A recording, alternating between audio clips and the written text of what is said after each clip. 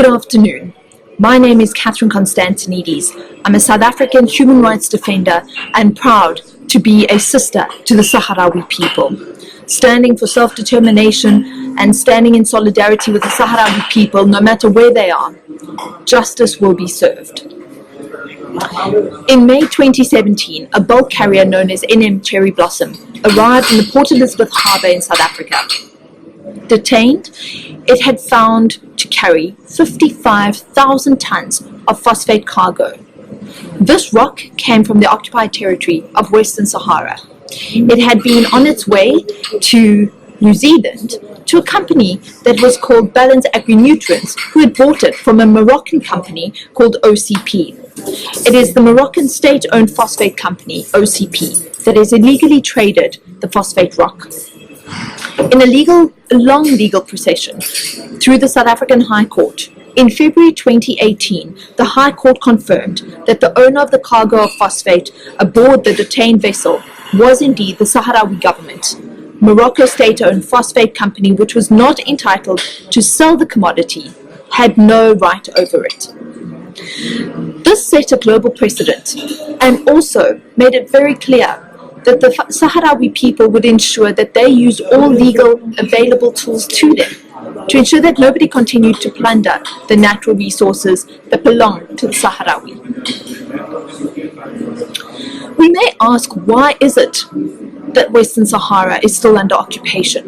Why is it that all of the natural resources continue to be plundered, to be traded against international rulings and the rule of law?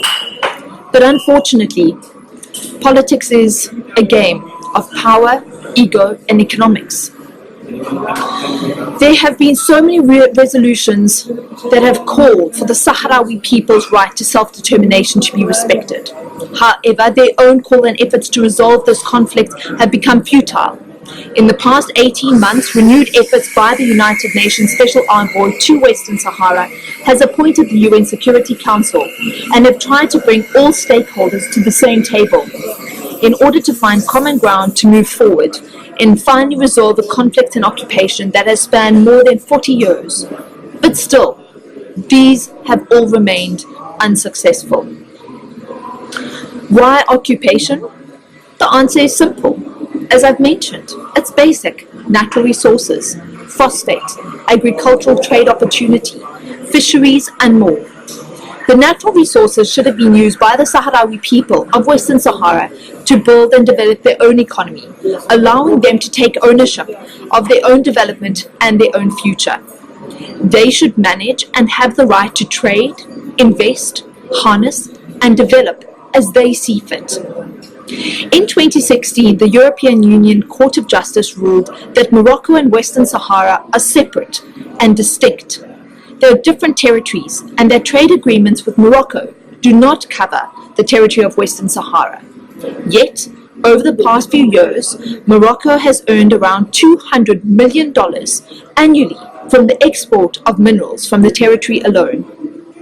However, the exploitation of phosphates means that when the right to self-determination for the Sahrawi people is realized, there will be no more phosphate to mine, as Morocco has already sold all of the high-valued quality phosphate. According to Western Sahara Research Watch, the Moroccan state earns massively from the mine that it controls in the occupied territory, Bokra mine in the Western Sahara. The maths is easy. Multiply the volume exported by the annual phosphate price. The value of phosphate has been stable at around $200 million a year. Over a number of years, this is a lot of money. And in comparison to the value of annual multilateral humanitarian aid that goes to the Sahrawi refugee camps, which sits at approximately 30 million euros. These numbers need to be looked at carefully. They need to be considered, because what is it that we're doing? What are we allowing to take place on our watch, knowing what we know? The Western Sahara Research Watch tracks all shipping traffic out of the waters of Western Sahara on a daily basis, and by so doing, routinely publish reports on Moroccan exports from the occupied territory. And being able to routinely publish these reports, they can identify shipments of rock that were of phosphates taking place, and for the year 2017, the total exported volume of this precious rock was estimated at around 1.6 million tons. As of 2017, there were only 5 main importers of the rock, including New Zealand. A few months ago, during a session at the Human Rights Commission in Geneva, I had the privilege again to engage Dr.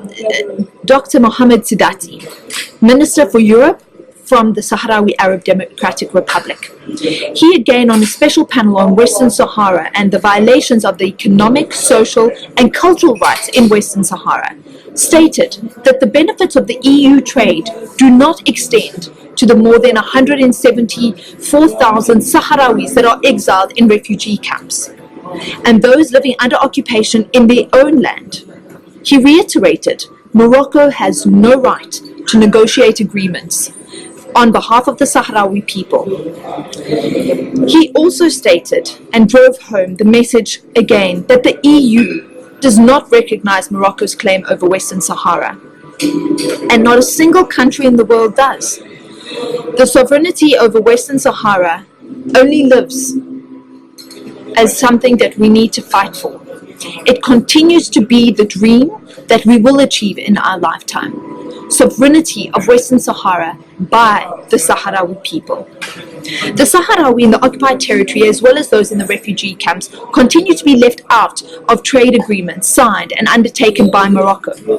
This exploits the people and the natural resources, which should be a blessing, and they continue not to be a blessing. Financially, Morocco allows, through these trade agreements, to only enrich themselves. They're using this for economic gain to fund the occupation.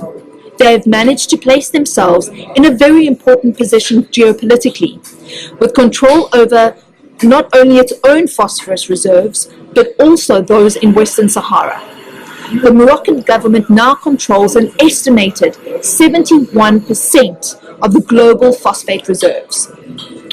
In a book published titled Profit Over Peace, Eric Hagen talks about how the plunder of Western Sahara's natural resources can be turned into a blessing if the Sahrawi people are allowed to. As a human rights defender and activist, it is documented with success that voicing these facts and dirty dealings and illegal trade agreements does certainly put pressure in the right place.